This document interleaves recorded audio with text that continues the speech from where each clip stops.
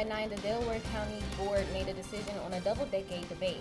Find out what changes are coming to the 2026 elections. Next, David Owsley was a longtime curator and donor for the Art Museum here on campus. Find out the impact he made on Ball State. And a college on campus turned an old theater into something new. A look on how they are utilizing that space. A local family celebrates 35 years of their annual fall rummage sale. See how you can get involved and how they keep this tradition alive. I've got the daily tales on Plenty of Sunshine. NewsLink Indiana starts now. Local news about local people, live from Ball State Unified Media. You're watching NewsLink Indiana. Good evening and thank you for joining us tonight for our first show of the semester. I'm Kamara Miller. And I'm Aiden Murray. The Delaware County Board approved switching to voting centers for elections according to Indiana Public Radio. The decision was announced this morning after 2 decades of consideration and political party division. These centers will allow voters to vote at any location instead of their precinct. The voting centers will make a Delaware County debut for the 2026 elections. About 2/3 of Indiana counties already use these centers. So far, the fairgrounds and county building were the only cleared early voting centers. David T. Owsley, a longtime art historian and philanthropist, died on August 23, 2025. Owsley was a key curator and donor for the Art Museum on Ball State University campus. NewsLink Indiana's Josh Gabbard explored David Owsley Museum of Art to uncover the impact that Owsley's donations made. Since its founding in 1918, Ball State University began collecting art in order to have a museum. David Owsley took that collection to the next level. DOMA Director of Art Robert LaFrance worked closely with Owsley to curate his vision for the museum. He really wanted to bring great works of art, instead of housing them just in the big cities, he wanted to bring those to some of the smaller towns like Muncie and enrich Ball State University and share those ideas with students. Owsley has donated around 2,500 pieces of art as well as financial support. LaFrance says these pieces would be shown in large museums in cities like Chicago and Los Angeles, but Owsley wanted the art to stay in Muncie. David's effectively the grandson of Frank Ball, and he always saw this museum and this university as kind of his home, his hometown. And he's been giving to us since the early 60s. The gifts from Owsley have allowed LaFrance and his team to provide art education to Ball State University and the Muncie community for free. Owsley's vast selection of art helps to expand those educational opportunities. David, he loved lots of different kinds of art and lots of different artists. He particularly liked South Asian art, the art of Africa, modern art, including the Lee Krasner behind me. So he really didn't have any particular one favorite. He was very kind of open and diverse in his tastes that way. LaFrance says that he is confident that David Owsley Museum of Art will continue to provide the education and access that Owsley envisioned. In Muncie, Josh Gabbard, NewsLink, Indiana. The David Owsley Museum of Art is open Tuesday through Saturday, and their hours can be found online. The museum offers free tours to see the pieces that were donated by Owsley. It's been a theater, a bar, and even a department store, and now it's home to a new tenant. NewsLink Indiana's Abby Urban heads to downtown Muncie to see how a former space for entertainment and leisure became a place of learning. After searching for almost 2 years, Ball State University's Estopanel College of Architecture and Planning has found a new home away from home in downtown Muncie. Its ECAP program has moved into the old Columbia Theater building on Walnut Street, and it's providing a space for not only students, but the community. So the urban planning department is going to have a repository. They'll have an interactive database that people can come in and ask questions, and we'll be able to explain what's happening for design and planning activities. The college is also working with the Center for Historic Preservation, another Ball State community program. They use the architecture of the area to teach history. The program educates the community and gives students real hands-on experience. Being down in downtown Muncie and having the opportunity to use examples. We take the students out on walks, we go around, we look at examples, students can go out, do sketching in their notebooks. It's a great way for them to experience some of the things we're teaching in urban design, but they can experience it firsthand. Even though this is a tool for students to get experience, one student is grateful for the opportunities it brings outside of Ball State. I think this is a great portfolio resume piece. I think being able to kind of work outside of the traditional studio space in education is a great way to expand your horizon. Although they just started using the space this semester, the college hopes to build on its history and use it for generations to come. In Muncie, Abby Urban, NewsLink, Indiana. The immersive space will have an official grand opening during Arts Walk on October 2nd, where community members are encouraged to visit and tour the place.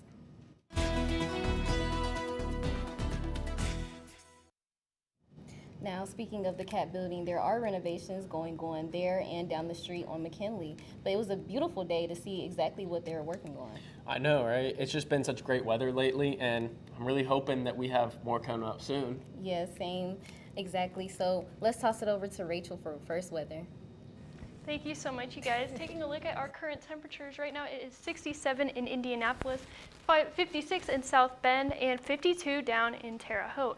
And for the next 12 hours, we are going to continue to see temperatures sort of drop into tonight, 50 at 12 a.m., and then 47 for our low into early tomorrow. And what we're tracking is little rain chance, summer temps, and plenty of sunshine. More on my full forecast. A Delaware County family has been hosting an annual rummage sale for the past 3 decades. NewsLink Indiana's Lily Tavares tells us why this tradition is so important to their family. Every September, Matthews hosts a covered bridge festival for their town. Residents hold a town-wide garage sale, but for one family, their annual rummage sale is a tradition that has lasted decades. This is year number 35, so it is a big one. During the Covered Bridge Festival, the town's residential streets are filled with garage sale signs. Kelsey Buckner has been taking part in her grandmother Shirley Glaze's annual rummage sale for as long as she can remember. You can find everything under the kitchen sink, from home decor, home goods, clothing, baby boy clothing, girls, women's, plus size, you name it. If it's under the kitchen sink, it's here too. The one-stop shop isn't just well known in Matthews for their variety of items. Seeing the bright orange, folks know exactly whose family is behind the signs. We've always had that background to be like, oh, the orange signs are up. It means that, oh, she's having a rummage. Mother and grandmother Shirley Glaze began this family tradition 35 years ago. As her family grows with grandchildren and great-grandchildren, they wish to keep her tradition alive. She's just been doing it for that many years, and something she really enjoys doing. This is much more than just a sale for the Glaze family. They say every year they look forward to this weekend and the memories that they will make together. In Matthews, NewsLink, Indiana, I'm Lily Tavares. The Glaze family plans to continue their annual rummage sale tradition for as long as they can. The youth unemployment rate is increasing. Find out how this could impact graduates. And McDonald's is bringing back a fan favorite. See how this is making their menu more affordable.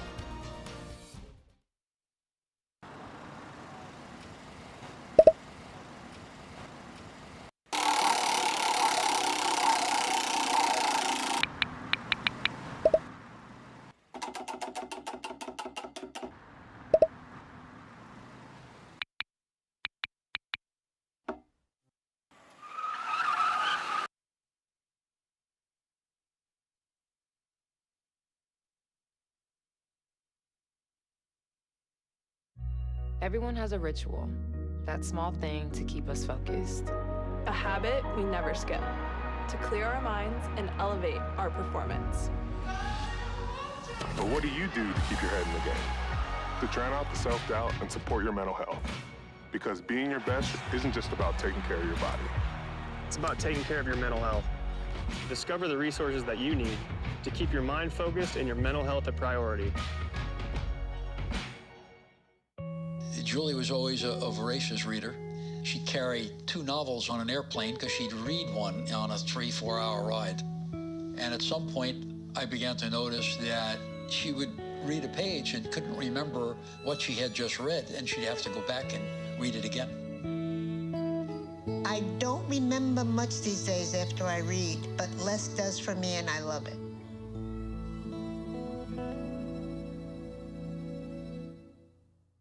Whether it's our stories, the warmth of our laugh, or our family's secret sauce. We all bring something different to the table. So make some space. The power of connection is waiting right outside your comfort zone. Learn how you can help strengthen your community at belongingbeginswithus.org/teamup. Welcome back with good news. McDonald's is bringing back its popular Extra Value Meals menu. The chain relaunched the discount menu today. It was eliminated in 2019 and will remain through the rest of the year. The meal deals will include some of McDonald's most popular items, including the Egg McMuffin, Big Mac, Chicken McNuggets, and Quarter Pounder. The company says the bundles offer savings for more than 15% compared to ordering items separately. The move comes after McDonald's reported a sharp drop in low-income customers. McDonald's CEO said re-engaging that group is critical since they visit more frequently than the higher-income diners. Younger Americans looking for work are having trouble getting hired in today's job market. Their unemployment rate is more than twice that of the overall rate for the U.S., according to the Bureau of Labor Statistics. The jobless rate for 16 to 24-year-olds climbed to 10.5% in August. That's the highest level in nearly 4 years among the subgroups. The unemployment rate for 20 to 24-year-olds with a bachelor's degree and higher climbed to 9.3% last month. It was a little over 4% in April. Some economics suspect artificial intelligence may be playing a role in all of this. An expert with Charles Schwab says it's a low hiring, low firing environment that has disproportionately hit new college grads. He said the impact of artificial intelligence is being felt on that group, especially as companies start turning to AI to save on costs. The wine industry is facing some big challenges right now. Alcohol consumption has hit a 90-year low according to recent studies, and the cost of wine has gone up. Experts say one of the biggest reasons is there's an oversupply of wine and grapes. Driving through Napa, you will see more vineyards pulled out than usual. Stuart Spencer is with the Lodi Wine Commission, which works with 85 wineries and 75 grape growers. He says they're expecting another slow wine harvest this season in the Lodi region and across the state. There was probably an estimated 400,000 tons that went unharvested across California, and it could very well be that amount again this year. At many vineyards, vines are laying on the ground and grapes are rotting on the vine. In the Lodi region, Stewart says 20%, about 20,000 acres of vines, have been removed over the past few years. The wine industry faces big challenges, but it's a chance to redefine the industry's future. I'm tracking a warm-up in temperatures after the break. After his wife passed, my neighbor Larry started drinking a lot. He was in distress and acting out. He had guns around, and I didn't want anything bad to happen. I pressed pause.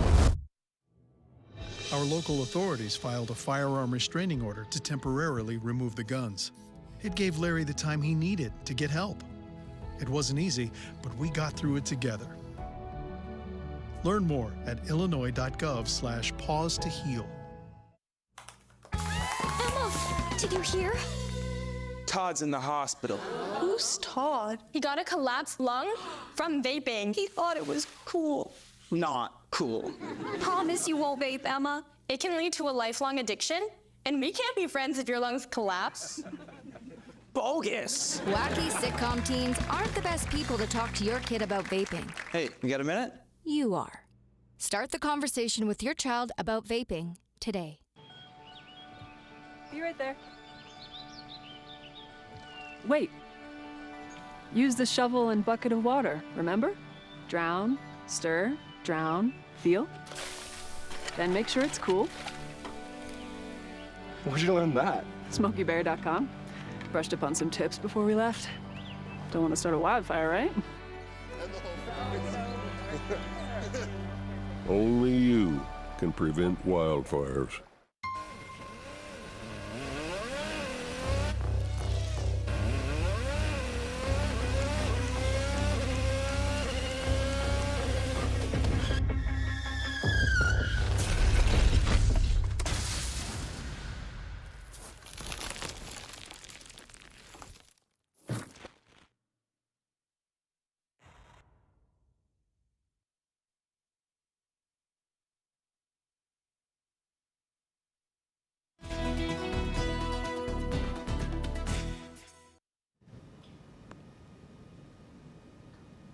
welcome back. The time is now 9:30, and we're taking a look at the Innovation Center. It's getting a little bit darker before 9. I know fall is approaching in the next 2 weeks. How do we feel about that? I am feeling fantastic, although I'm missing that fall weather. This morning it was low 40s, kind of closer to 41 as I was walking to my class. And then I come out and it's 72 degrees out. Right. The change of clothes I have to go through every day in order to accommodate with the weather is driving me insane. What about you? Because then you think you can put away, your summer clothes, but you have to keep them out. Exactly. I came to college with strictly summer clothes, so now I have to go back home and transfer all my summer clothes in my closet and bring back the fall clothes and the hoodies and everything. I know. I was looking forward this weekend. I had plans to go to an apple orchard, pick some fresh apples, and I did not expect it to be that warm out, and I was very underprepared to be out in that heat for so long. It was kind of overwhelming. Right. Speaking of apple orchards, I'll be looking forward to the pumpkin orchards as well. I'll be picking out some pumpkins to carve this Halloween. So, yep. Yeah. Okay. Let's get to it. Taking a look at these current temperatures, we see it is 67 here in Indianapolis, 57 up in Fort Wayne, and 56 down in Bloomington. But as we take a closer look at our area, we see it is 51 in Muncie, 54 up in Marion, and 52 down in Richmond. And for a 24-hour temperature change, we don't see much of a temperature change here in Muncie. That's just because the temperature pattern is going to remain pretty constant and stable for now, but then as we go into this upcoming week, we're going to see major temperature pattern changes. And for our radar, we see absolutely nothing. And why don't we see anything? That's because we have a high pressure system coming into our area. And high pressure systems bring about warm and sunny weather, as well as clear skies and calmer winds. And for our almanac, today's high was 73 degrees, which is kind of near our average high of 81. And what's fascinating is that both of these temperatures are close to our record high of 92 back in 1985. And for the next 12 hours, we are going to see temperatures drop as we continue into night, 50 degrees at midnight, and then we see our lowest temperature into early morning tomorrow of 47 degrees, but as the sun continues to rise, we are going to see those temperatures warm up. And for tonight, we are going to see mostly clear skies with a low of 48. Winds very calm, but it is still going to be pretty chilly out tonight, so be sure to wear a jacket. And for tomorrow, we are going to continue to see that low temperature of 48 degrees, but luckily it'll be sunny. And then we'll see a temperature boost at noon of 71 and then 78 around evening time for our high. And for our 5-day temperature trend, we are going to see 79 on Tuesday, transitioning up to 85 on Thursday, and then going up to 88 on Saturday. That is a staircase of temperature increase, averaging out our high to 81 degrees. And for our 6 to 10 day temperature outlook, we see that it is above average temperature here in the middle of the states, the middle plains, central plains, and we see that's sort of starting to move into our area in this upcoming week. And for our 7-day forecast, we are going to see those mid to high 80s along with sunny weather, 85 on Thursday, going up to 88 on Saturday, and then we drop down to 87 and 82 on Sunday and Monday. And with all this warm weather coming up for Ball State's first home football game, what do we think? I think it's amazing to have that 88-degree weather. I think it's perfect for the homeschool spirit, and hopefully that'll get everybody excited for the game to come. Yeah, I certainly think people are going to be excited for that first tailgate of the season. Hopefully everyone's staying out there hydrated. I know it's going to be a little bit warm, but I know it's going to be a fun season for Ball State this year. All right, thank you, Rachel, for weather. There's lots more to get into on NewsLink Indiana, and Addison has a preview of sports. Thanks so much, Kamara and Aiden. One Cardinal squad looks to rebound after a challenging start, and another looks toward their freshman to lead. All this and more next in sports. Everyone has a ritual. that small thing we do to keep us focused. But what do you do to keep your head in the game? To drown out the self-doubt and support your mental health.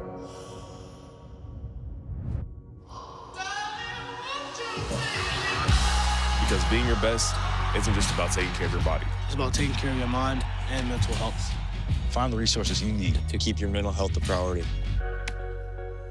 Love your mind. Here's the deal. We gotta set ourselves up. See, retirement is the long game. We can't play about our future or our finances. Make moves, set up goals.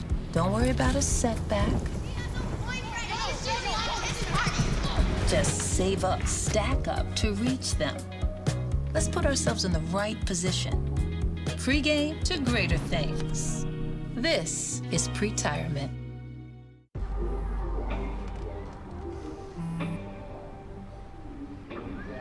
I don't know why you're so sad. You've got a roof over your head. You gotta stop with that depression stuff. You all right?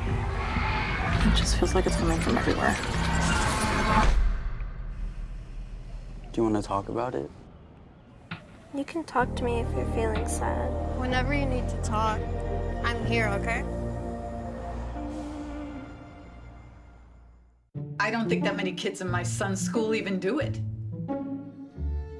He makes fun of his friend who vapes. He would never try it.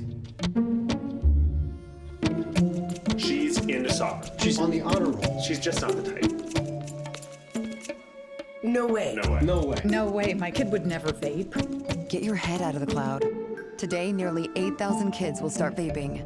Maybe even yours. Learn about the dangers at talkaboutvaping.org. Welcome back to NewsLink Indiana. I'm Addison Yoder with sports. On Friday evening, 2 Marquette lacrosse players lost their lives. Noah Snyder and Scott Michaud lost their lives following a head-on collision with another vehicle just off the Milwaukee campus. The driver of the other vehicle was a 41-year-old woman, and authorities believed she was intoxicated at the time of the accident. She was taken into custody when the police arrived at the scene. Both Snyder and Michaud were standout students, being named the Big East All-Academic Team their freshman year. Taking things to Lucas Oil Stadium, this past weekend, the Indianapolis Colts opened up their season in an incredible fashion. Led by new quarterback Daniel Jones, the Colts dominated the Miami Dolphins to the tune of a 33-8 blowout. Jones completed 76% of his passes for 272 yards and a touchdown, while running back Jonathan Taylor added 71 yards on the ground. The Colts defense came up big as well, forcing 3 turnovers from the Miami offense. Head coach Shane Steichen gave his thoughts on the team's performance after the game. I'll start off just a great team win. Everybody in that locker room, every coach, every player, the preparation that goes into it to play the way we did, complimentary football on both sides of it for 4 quarters was awesome. The Colts will host the Denver Broncos next Sunday with kickoff set for 4:05. Keeping things on the gridiron, Ball State football fell to the Auburn Tigers on Saturday night. After losing to the Purdue Boilermakers last week, the Cards looked back to bounce against Auburn, but were unsuccessful. The Cardinals were toppled by the performance of Auburn quarterback Jackson Arnold, as he boasted 251 yards and 3 touchdowns. Despite the loss, Ball State head coach Mike Yurimovich was happy with the performance of the defensive line, as they notched 5 sacks against the Tigers. Well, it's encouraging. Obviously, that's one of the better offensive lines we'll play all year. So for them to go out and play well against that group is going to bode well for the rest of the season. The Cardinals will be back in action this Saturday at home against the University of New Hampshire Wildcats this Saturday. Shipping things over to the golf course, Ball State freshman golfer Samuel Harris is currently in 2nd place at the Golf Week Fall Challenge. After shooting a score of 68 in round 1 and 67 in round 2, the freshman is in 2nd place in a field of 75. Harris's score through 36 holes consisted of 11 birdies and 2 bogeys, putting him 1 stroke behind the current leader, Harrison Sewell from Georgia Southern. Harris looks to finish strong tomorrow as he tees off at 8:51 a.m. Definitely excited to see how Ball State does in their home opener this weekend. Yes, it's definitely something to look forward to with the good weather and then the homeschool spirit as well. Yeah, and I know it was a rough season or a rough start, but new season, new coach, really excited for it. I'm totally here for it. After the break, Jonas Walker has a look at your campus coverage. And one final look at your weather. Stay with us.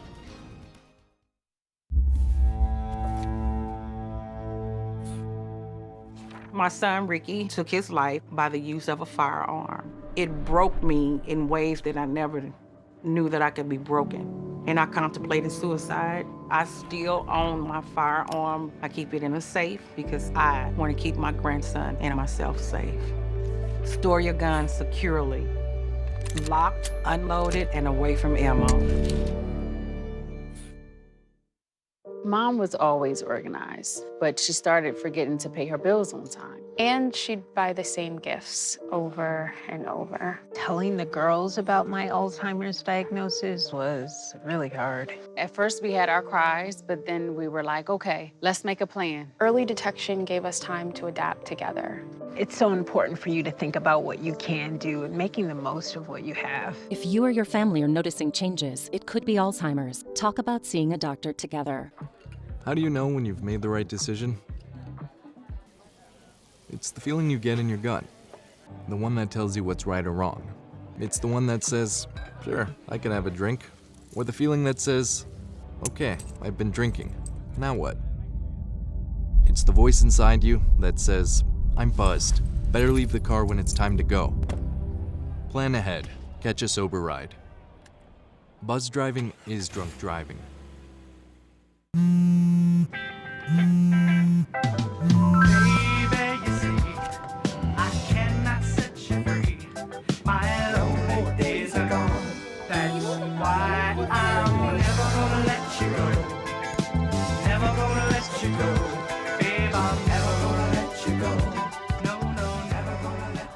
Here you go. Thank you. Thank you.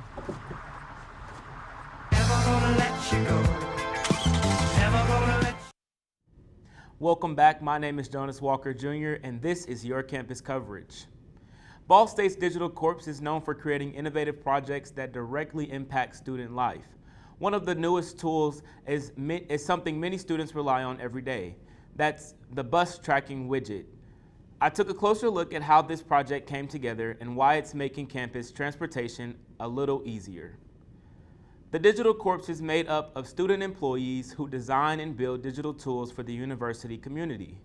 Their work spans from projects to mobile apps, but one project that's been gaining a lot of attention is the bus tracker widget.